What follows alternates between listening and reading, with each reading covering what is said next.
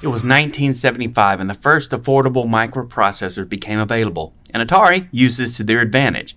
In 1977, the Atari 2600 not only brought popular arcade games into your home, but due to the ingenious cartridge system, you could play multiple games with just the swap of a cartridge. This was unheard of at the time. The first system sold for $199, which is equivalent to about $900 today. Due to the price point and customers not familiar with swapping games, they didn't sell too well in the first few years.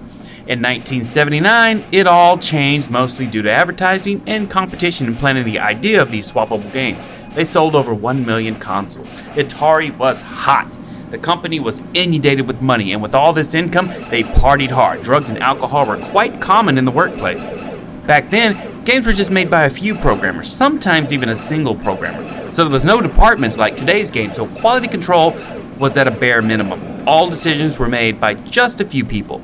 Atari, who started the home video game market, were also responsible for the crash of the market. In 1982, Atari acquired the rights to an E.T. game. The problem lies in the timing. Atari only had 2 months to make the game. And with the movie being such a huge blockbuster, Atari spent tons in advertisement, making it one of the most top requested Christmas gifts of 1982. The problem was, the game sucked. Word got around, order got canceled, and almost 4 million cartridges were unsold. There are even rumors, or urban legends, that Atari buried these games in a landfill to get rid of them. This is not the only reason for the video game industry crash. It was just the final straw. The market had been oversaturated and gaming systems had been producing games as fast as they could for years.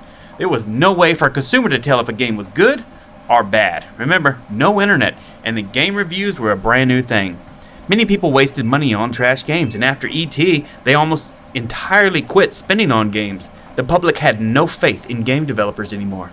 In the following years, Atari lost money and sold most of their divisions, keeping only the rights to produce games. In the next episode, we'll learn how Nintendo overcame these obstacles.